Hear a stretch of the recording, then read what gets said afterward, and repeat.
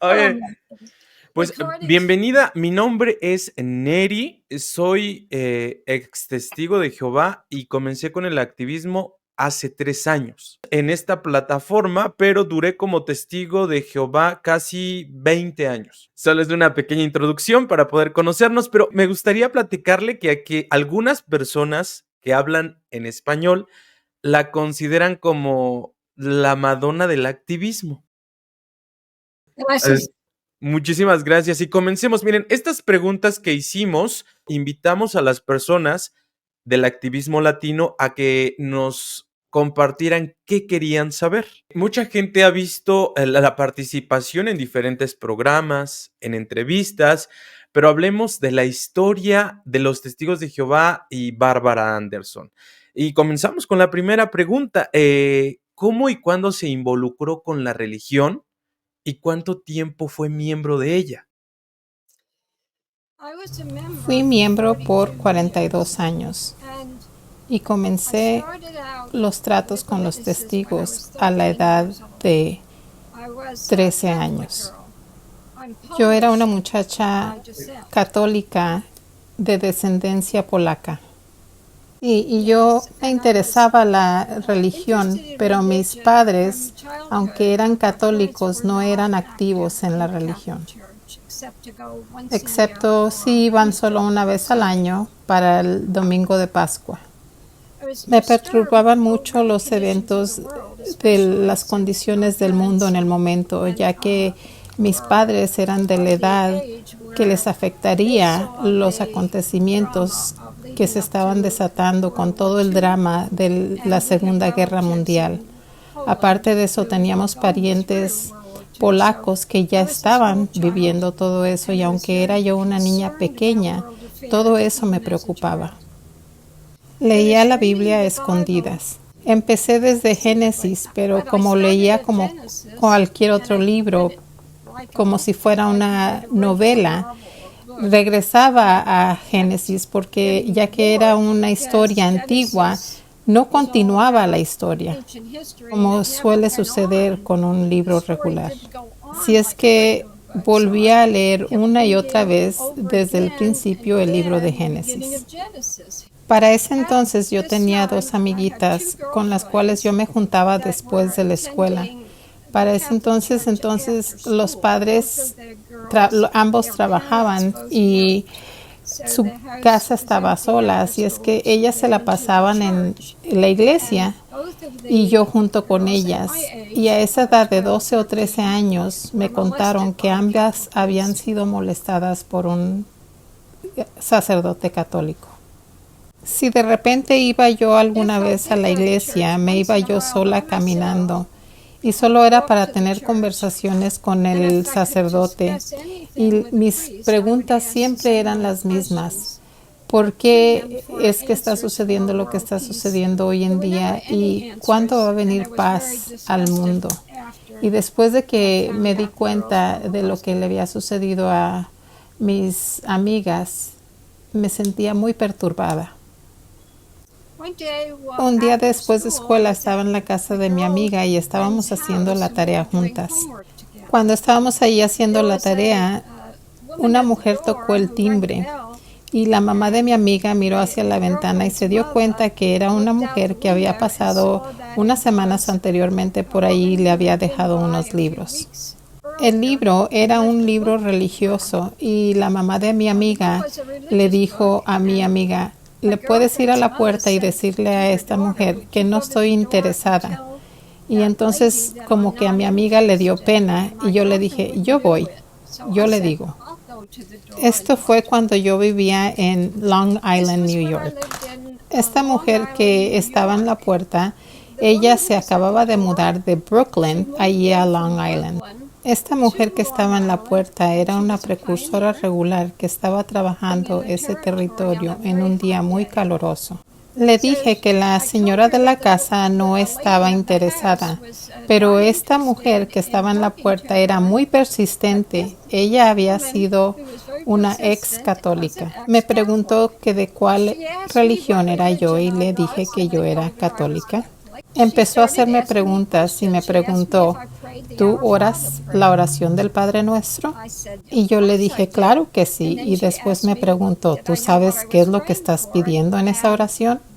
Y eso fue lo que dio el inicio a nuestra conversación acerca de la Biblia. Y le dije que yo estaba muy interesada en la Biblia, como también en saber cuándo vendría paz al mundo. Estuvimos ahí paradas hablando por más de una hora. Ella me preguntó que si me gustaría que me visitara, y yo le dije, pues claro, me encantaría. Y me dijo, ¿dónde vives? Y yo le dije, pues aquí como a un bloque.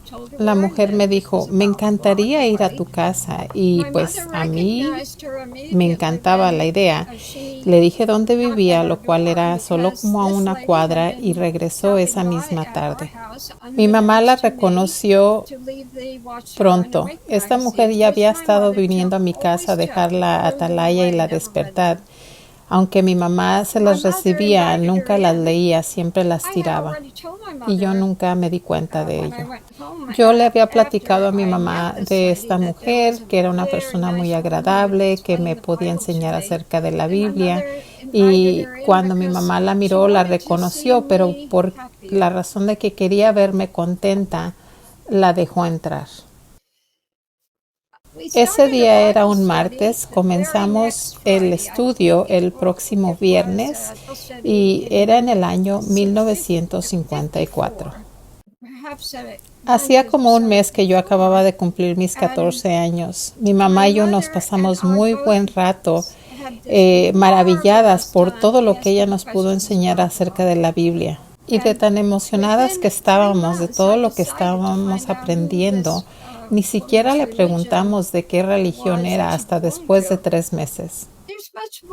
Hay mucho más a esta historia, y algo que después aprendí que ni nosotros ni mi mamá sabía fue que mi abuelo, cuando vino a América de Polonia a visitar, habló o estuvo hablando con un estudiante de la Biblia. Y entonces aprendió cosas que después regresó a Polonia y le hizo preguntas al sacerdote que el sacerdote no estaba dispuesto a responderle. Por ejemplo, él le preguntó, ¿por qué es que ustedes enseñan acerca de un infierno de fuego? Y el sacerdote le dijo que porque la gente era como los marranos, que se les tenía que tratar como manadas. Entonces, eso hizo que mi abuelo dejara de practicar y asistir a la religión católica. Mi abuela continuó siendo una católica, pero él ya no. Él era un hombre muy talentoso, hablaba 5 idiomas y también era el alguacil de la ciudad en la que vivía. Él tocaba el acordeón y el violín, todas esas cualidades que yo no heredé. Ay, hombre. Bueno, esa es la parte donde ella se involucra, los primeros pasos, las raíces con los testigos de Jehová, ¿cierto? Sí, y aunque nosotros vivíamos a 30 millas del estadio de los Yankees, donde es que se celebraban las asambleas grandes en 1950 y 1954, nosotros nunca habíamos escuchado acerca de los estudiantes de la Biblia, aunque mi abuelo había tenido ya tratos con ellos anteriormente en casa, debido a que él no practicaba su religión y mi abuela pues era católica. Nunca se hablaba acerca ni de la Trinidad, ni del infierno, ni cosas por el estilo. Después de unos cuantos meses, yo ya andaba en el servicio de casa en casa y era alguien muy, muy celosa. Y debido a ello, tanto mi mamá y yo nos bautizamos el 30 de octubre de 1954 y nunca paré de practicarlo hasta que dejé la organización en 1998. ¿Cómo fue el ingreso entonces a Brooklyn? Fue en Brooklyn, ¿verdad? Donde ella estuvo. Entonces, el ingreso, ¿cómo fue que llegó ahí? Después de muchos años más tarde, en la congregación a la que asistía en Long Island, el hombre que era el encargado de la congregación en ese tiempo había estado en la sede en los 40 hasta que se casó Y debido a eso tenía muchos conocidos en Bethel de Brooklyn. Y cada mes iba y traía a uno de los miembros de Bethel, de los más antiguos, para que diera el discurso de 1 hora el domingo. Y se quedaba con la congregación todo el fin de semana. Así fue como llegué a conocer a los betelitas, muchos de ellos que fueron muy famosos en el libro de la historia de los testigos de Jehová desde la edad temprana de los 14 y 15 años. Y así fue como aprendí todo en cuanto a la sede, porque en cuanto a mi mamá y yo nos bautizamos, fuimos a un tour a la sede y debido a que vivíamos tan cerca de allí, teníamos una vida muy activa. Yo constantemente hablaba de mi nueva fe en la escuela y posteriormente mis padres decidieron mudarse de Long Island a la Florida en 1956. Ahora, estando allí en Miami, conocí a 2 jóvenes testigos de Jehová y para entonces había terminado la escuela a la edad de 17 años. Y una de ellas era una testigo de Puerto Rico que vivía en Miami y la otra era americana. De manera que nos unimos las 3 y nos fuimos a servir a donde había necesidad, en Oxford, Mississippi, donde servimos como precursoras. En aquella área había una universidad, la Universidad de Mississippi, y debido a ello no podíamos encontrar trabajo porque todos los estudiantes ya tenían los puestos de trabajo allí, de manera que solo duramos 3 meses y en vez de regresarnos a Miami, nos fuimos al lugar de donde yo venía, a Long Island. Porque en 1958, que era el año próximo, iba a haber una asamblea grande allí. Al llegar, nos quedamos con la mujer que me había dado el mensaje del reino. Al llegar de nuevo allí a Long Island, trabajamos medio tiempo y en cuanto se abrieron los puestos del trabajo pre-asamblea, 2 de nosotros nos fuimos a trabajar a Bethel. Y allí fue cuando conocí a Joe Anderson en Bethel. Y con el tiempo nos casamos. Él ya tenía ahí desde 1956 y tenía que estar hasta 1959, lo cual le faltaba solo 1 año y medio para cumplir con el tiempo para el cual él se había registrado. Estuvimos trabajando muy diligentemente en Bethel y estábamos encargados de los cuartos de todos los miles y miles de personas que habían venido a Nueva York para estar en la asamblea de 1958. Era muy emocionante y para esa asamblea yo ya estaba comprometida con Joe y tenía mucho por delante. Regresé a la Florida y mis padres ya se habían mudado a West Palm Beach. Tuve que ir a trabajar ahí porque no teníamos dinero. Joe aún estaba en Bethel, de manera que tenía que sacar dinero para poder mantenernos. Llegamos a casarnos en 1959 y compramos una traila pequeña. Teníamos planes de ir a una asignación de la cual se nos había hablado en Mississippi, pero para entonces no nos dábamos cuenta de que yo ya estaba embarazada. Teníamos aproximadamente 1 año de casados cuando nos dimos cuenta que estábamos esperando. Éramos testigos muy activos. Constantemente hacíamos el precursorado, pero Joe lo hacía más seguido que yo, de manera que trabajábamos jornadas de trabajo de medio tiempo ambos. Él empezó a trabajar de tiempo completo cuando nuestro hijo tenía 8 años de edad, pero aún así siempre fuimos muy, muy activos en el servicio. Él siempre sirvió en la congregación como anciano, estudiamos con muchas personas. Llegamos a atraer a 80 personas adentro de la organización. Al criar a nuestro hijo, debido a que Joe había estado en Bethel, nosotros le inculcamos a Lance, nuestro hijo, la idea de ir a Bethel. Y cuando cumplió 18 años, él quiso probar el precursorado. Y debido a que la edad para ir a Bethel no era sino hasta los 19 años, una vez que los cumplió, aplicó y fue aceptado. Un año más tarde fuimos a visitarlo. Y aquí es donde comienza la historia de cómo yo regresé allí. Cuando estábamos de visita, mi esposo Joe se encontró de nuevo con el que había sido su superintendente de cuando él trabajaba en la imprenta. Y este hombre, Richard Wheelock, era el superintendente de Joe. Y después de tantos años de no verse, estaban hablando después del almuerzo en el comedor, ellos dos y Max Larson, ya que Richard y Max eran los encargados de ese departamento en aquel tiempo. Y bromeando, Joe le preguntó, ¿no necesitas algunos viejos por aquí? Creo que para entonces Joe tenía 48 años. Richard le pregunta, ¿qué quieres decir? Joe estaba bromeando, pero Richard le dijo, espérame, ahorita vuelvo. Y hizo unas llamadas, al parecer pidió el registro de actividad de servicio de Joe. Y al verlo, luego le preguntó que en qué trabajaba. Y Joe le dijo que era plomero. Entonces le dice, te he hecho 2 citas.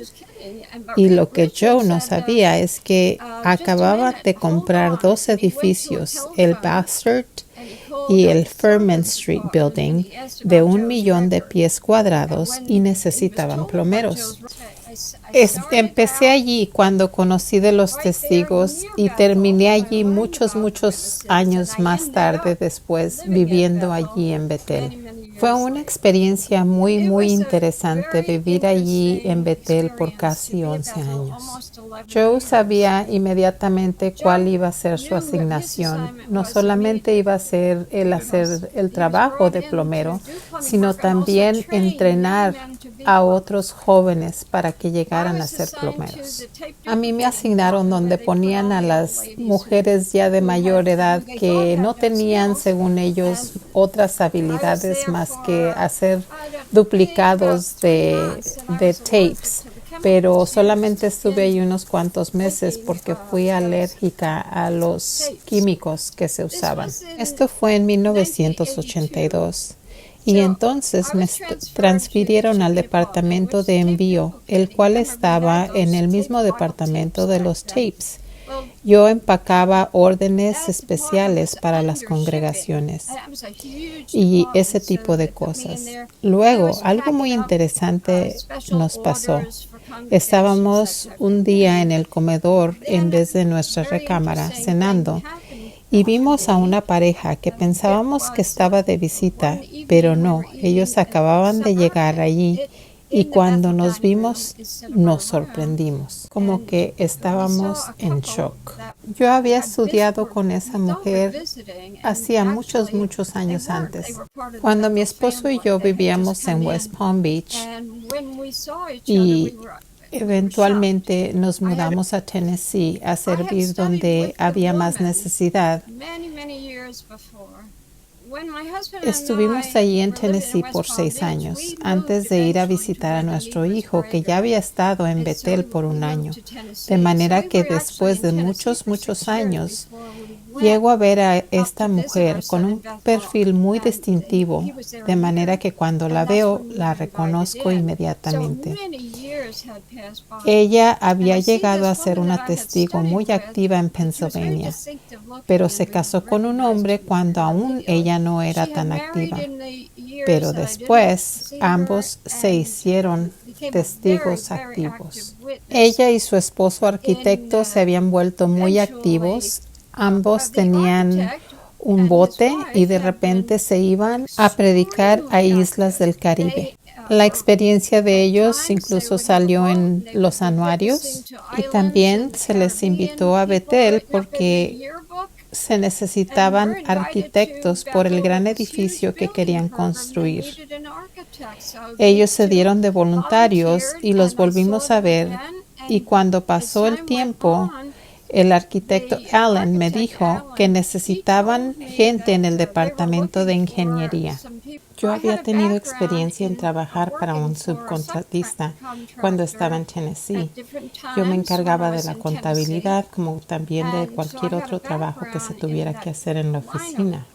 El arquitecto Allen me comentó que estaban buscando personas con experiencia, cuando por lo regular para trabajar en Bethel no necesitaban experiencia, pero para esta obra en particular sí se necesitaba personas con experiencia en ingeniería. Ahora yo apliqué para esa posición, le puse que estaba interesada en una entrevista, lo cual sí era cierto y se me aceptó. Hay mucho que puedo contar de esto, pero tomaría muchísimo tiempo.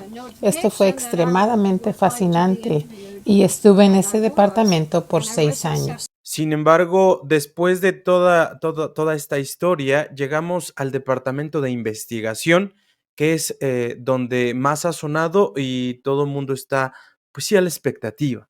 Cuando estaba en el departamento, llegué a ser la asistente del arquitecto principal.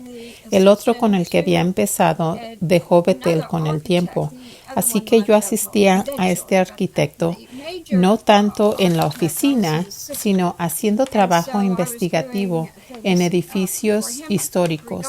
Ahora, esto es muy delicado, puesto que estábamos trabajando en una área histórica que se consideraba de manera que no podías cambiar la fachada de nada. Si ibas a cambiar una ventana, por ejemplo, esta tenía que verse igual a la anterior, incluso en su antigüedad.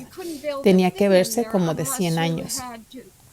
Yo era quien iba a las librerías y a diferentes lugares en Brooklyn para informarme de todos los detalles envueltos con tal edificio. Así que adquirí mucha experiencia en trabajo de investigación, lo cual me llevó a encontrar que en ese departamento donde yo estaba había robo. Y debido a lo que yo había contribuido en ese departamento, con el tiempo removieron al superintendente y a muchos más que estaban robándole a la organización.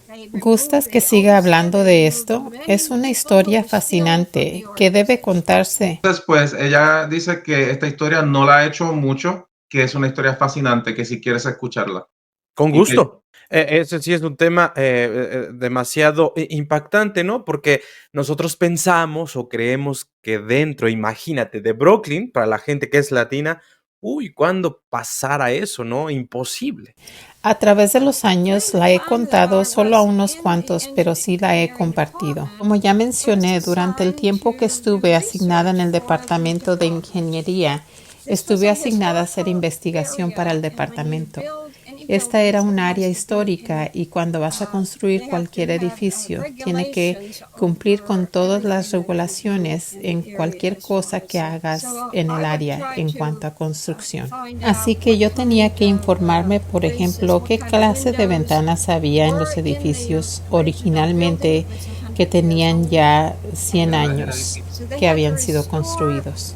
De manera que había que restaurar cualquier cosa que fuera y dejarla como original. Así que ese era mi trabajo. Yo podía salir de Bethel muy de mañana e irme a Manhattan, a las bibliotecas en Long Island y a un lugar en Brooklyn que se llamaba la Sociedad Histórica de Long Island. Allí era donde encontrabas fotografías e imágenes de los edificios históricos de 100 o más años. Mientras estuve en ese departamento, tuve una experiencia extraordinaria. En una ocasión yo estaba encargada de revisar un papeleo e inadvertidamente para uno de los superintendentes y descubrí que él estaba sacando dinero a algunas cosas que se compraban para Bethel. En Bethel hay un programa que cuando tienes tiempo allí, un superintendente de otro departamento te manda a llamar y te pregunta, ¿cómo se te ha hecho tu estadía en Bethel? ¿Has tenido algún problema? Etc, etc. Y cuando a mí se me hizo esa visita, suele suceder que era un superintendente de Bethel de otro país, que había llegado a este local y hablaba muy buen inglés. Así que me preguntó que si disfrutaba de estar en ese departamento y le dije que me estaba molestando mucho cierto descubrimiento que yo había hecho en ese departamento que tenía que ver con hurto. Así que le dije, y de manera que nuestra conversación debía de haber sido de solo 15 minutos, pero duró 3 horas ese día y 4 horas el día siguiente. La información luego se llevó al cuerpo gobernante y después de unos meses hicieron limpieza del personal del Departamento de Ingeniería. Así que el ingeniero superintendente fue removido al igual que muchos que se encargaban de ir a Manhattan a obtener los permisos de zona. El asistente también fue removido. Él se estaba embolsando mucho dinero con lo que estaba haciendo. Así que en otra ocasión, antes de esa, también era un gran problema, ya que yo sabía de contabilidad, de construcción, por mi experiencia previa. Yo tenía mucho conocimiento en cuanto a cómo correr un negocio. Antes de descubrir el problema con el robo del dinero, yo le estaba contando al arquitecto al que estaba yo asistiendo acerca de un programa de contabilidad que está diseñado especialmente para negocios de construcción. Él me comentó que le encantaría tener un programa en el cual él pudiera retroceder y ver, por ejemplo, en cuánto salieron todas las ventanas. Y tú pensarías que en esto sería algo que ya lo tuvieran hacía años, pero no era así. Y le dije que yo misma podía diseñar este programa para él. Y me dijo, ¿por qué no vas y miras a ver qué está haciendo el departamento de contabilidad al respecto? Porque en cuanto a mí respecta, cada que les pregunto, no tienen ninguna información para mí. Cuando tú escuches lo que ellos estaban haciendo, vas a quedar en shock. El arquitecto me abrió el camino para poder tener yo tratos con personas del departamento de contabilidad. Él habló con uno de los otros superintendentes en ese departamento para hacer arreglos para que yo pudiera tener acceso a esa información.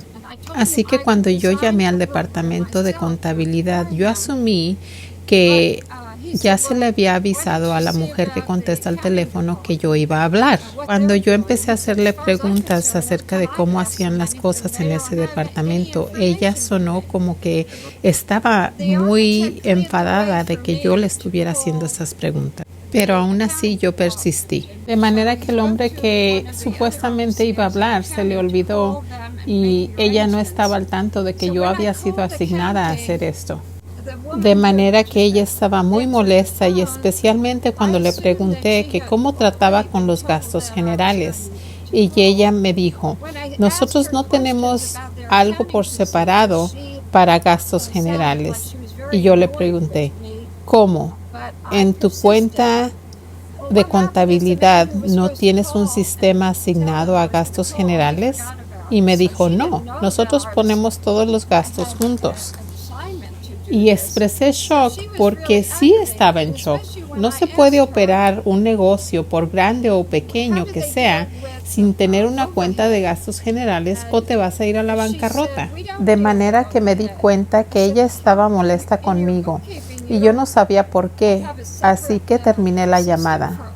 Después hablé con los que me habían dado esta asignación y ellos no entendían qué había pasado.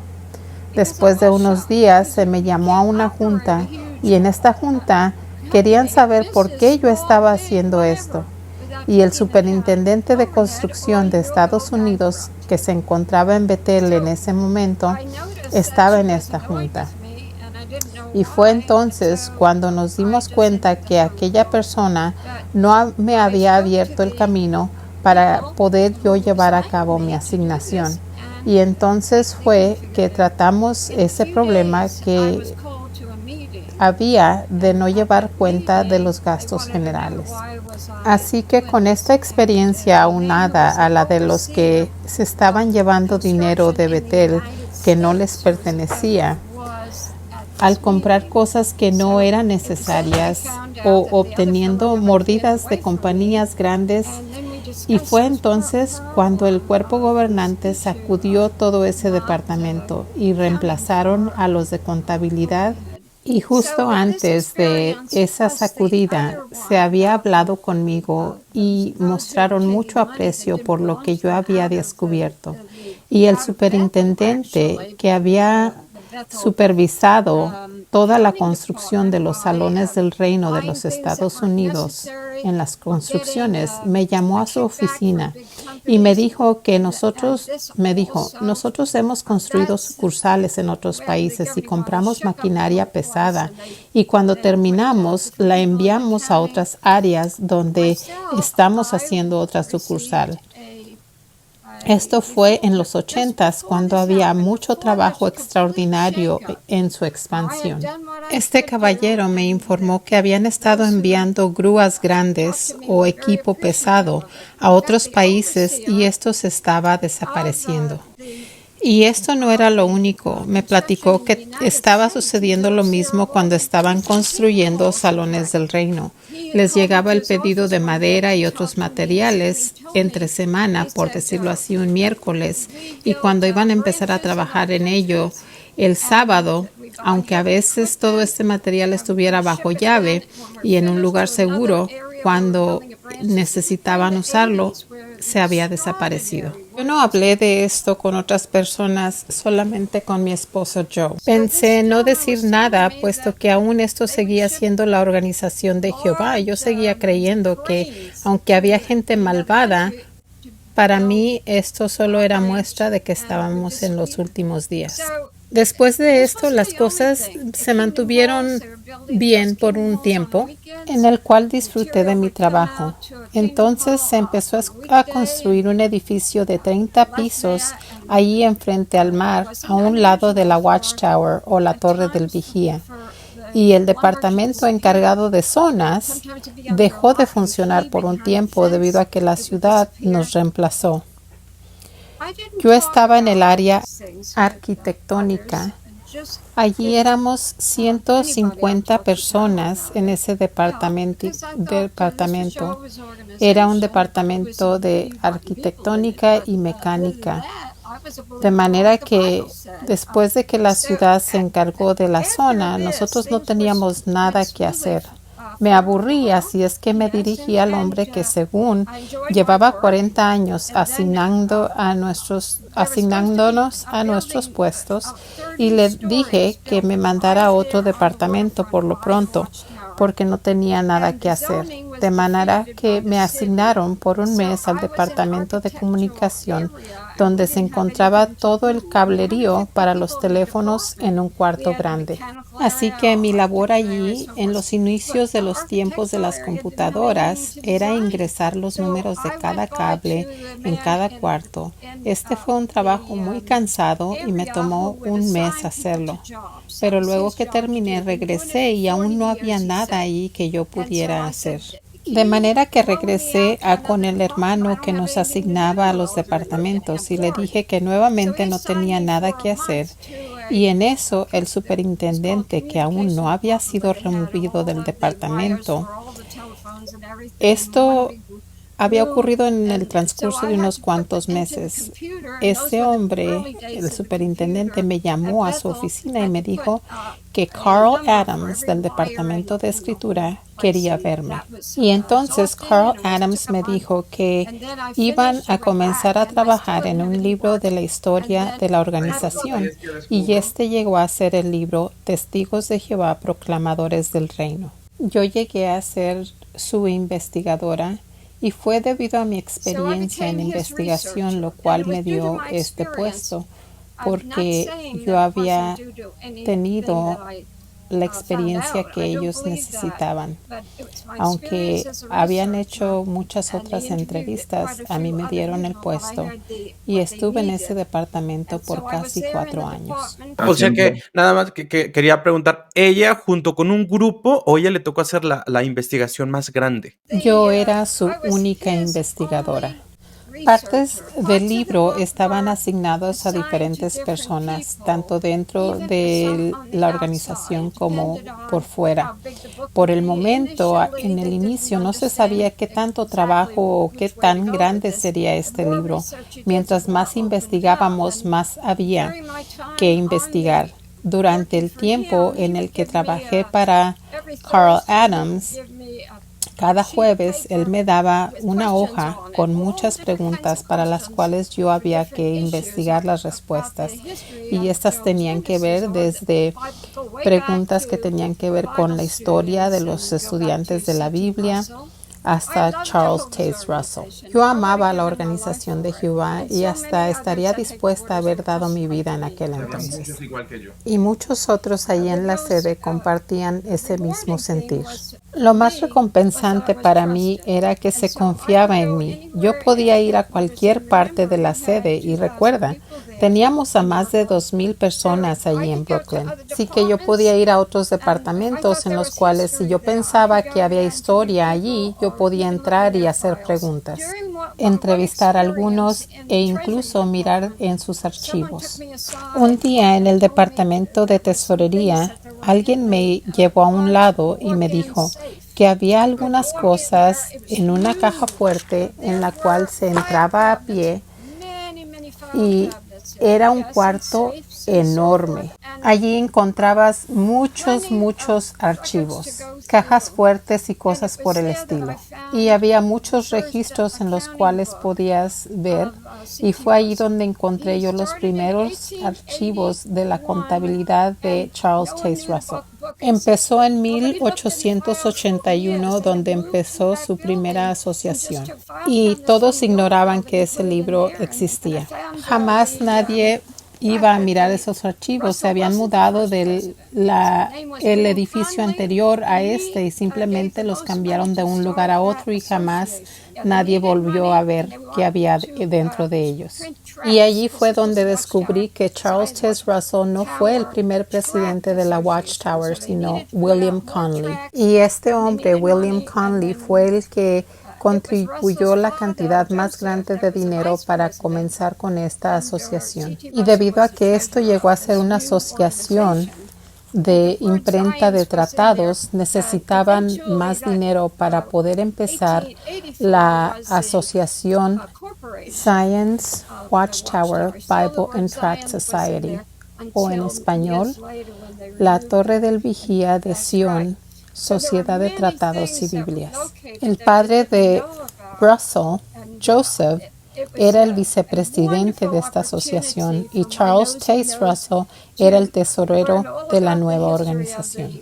La palabra Sion se encontraba en la asociación y en 1884 se convirtieron en una corporación de la Torre del Vigía y aún llevaba la palabra Sion hasta años más tarde cuando lo removieron. De manera que se descubrieron muchas cosas que pude encontrar de las cuales ignoraban y que mi nariz muy curiosa encontró fascinante, y fue una oportunidad y emocionante el haber descubierto tanto de la historia de la Watchtower. Los testigos de Jehová y los extestigos no tenemos ni idea de la historia y sus verdaderos inicios. El trabajar en este libro de historia que estaba por llevarse a cabo fue en realidad un gran gozo.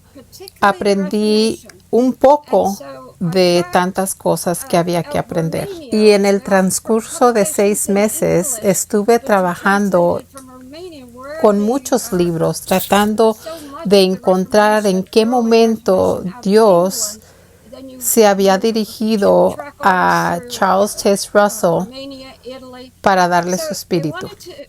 Y yo tratando de encontrar el canal de Charles Taze Russell que datara atrás al tiempo de Jesucristo mediante tantos libros que venían de bibliotecas muy renombradas como Oxford.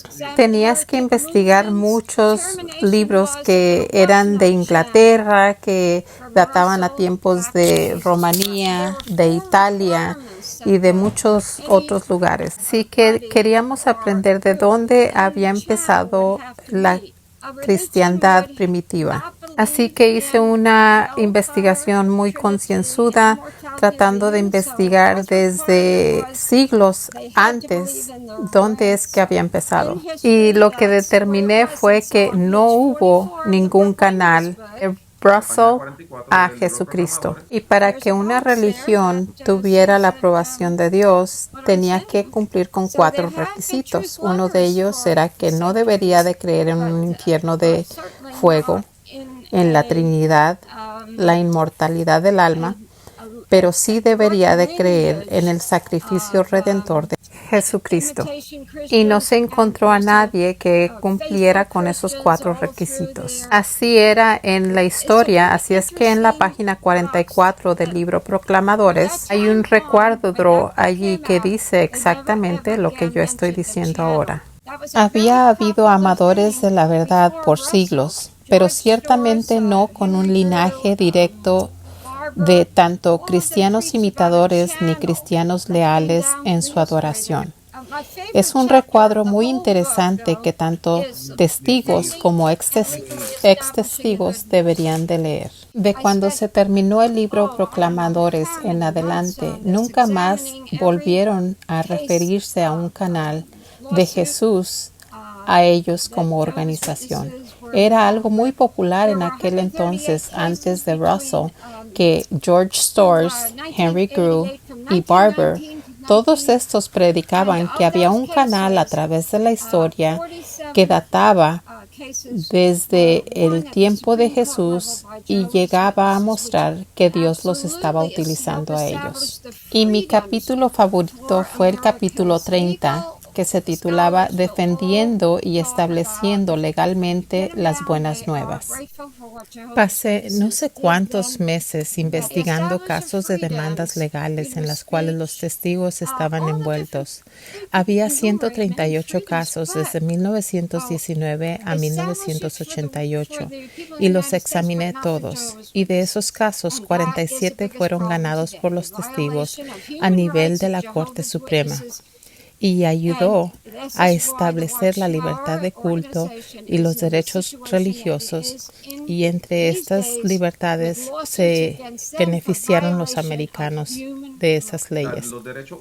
Los expertos en la ley hoy en día agradecen a los testigos por haber establecido esas libertades para ellos. Entre estas libertades incluía la libertad del habla, la libertad de predicar de casa en casa y muchas otras libertades que hoy en día gozan la gente de los Estados Unidos, mas sin embargo no los testigos de Jehová. Y ese es el caso de los testigos hoy, que siguen peleando por la violación de sus derechos humanos. Yo estuve en el departamento de escritura por 3 años trabajando en este libro. El 4º año me la pasé asistiendo al grupo que se encargaba de hacer la revista Despertar. Lo que se me pasó a mencionar fue que también me la pasé 6 meses trabajando en el departamento legal mientras aún trabajaba en el libro Proclamadores.